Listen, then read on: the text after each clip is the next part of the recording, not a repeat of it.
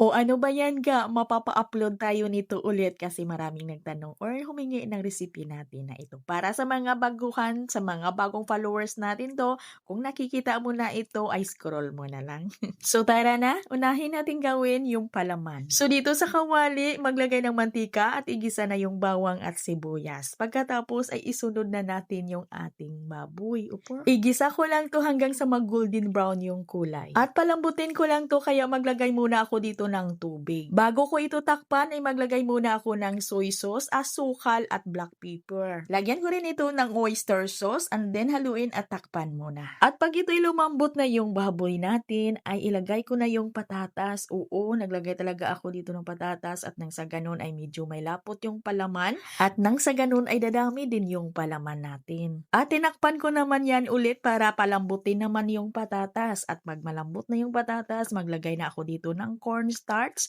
Ito ay last na napanglagay natin at ito'y haluin lang muna para maluto yung cornstarch at okay na. Ito na yung palaman natin, isit aside lang muna. So dito naman tayo sa ating dough. So dito gagamit lang ako ng 500 grams ng all-purpose flour. Oo, kalahating kilo lang ito. Lagyan ko ito ng yeast at bread improver. At naglagay din ako dito ng baking powder ha, and then haluin ko muna ho yan. At dito ngay maglagay na tayo ng asin, asukal, puti na asukal yung gagamitin natin dito ha, at nang sa ganun ay maputi yung ating dough. Naglagay na din ako ng vanilla extract at tubig. At tinunaw ko muna yung mga dry ingredients bago ko binasa yung harina. At dito ngay gagamit lang tayo ng large shortening para naman ay maputi yung dough natin. At masahin lang ito ng mabuti at ito'y pakinisin. At kailangan ay ito'y makinis talaga para maganda naman yung texture ng ating siupaw. Kung wala naman kayong machine na pwedeng magpakinis nito, ay pwede na masahin ng mano-mano ga.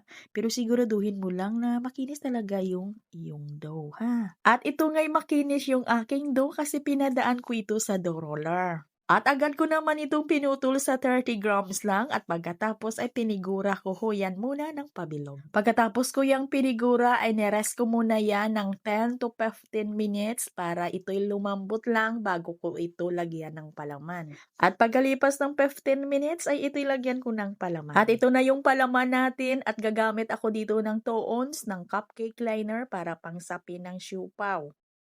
At mag-add din tayo dito ng boiled egg para pangdagdag palaman natin.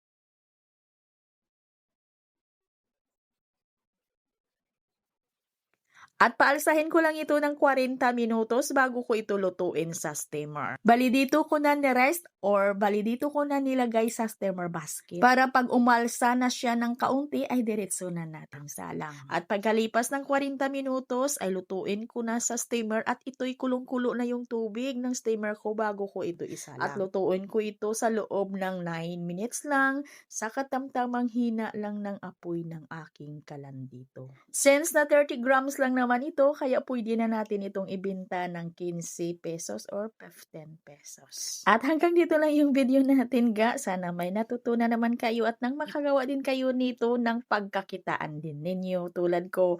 Maraming salamat. Ito po muli ang inyong Kainday Tinapay at bye-bye.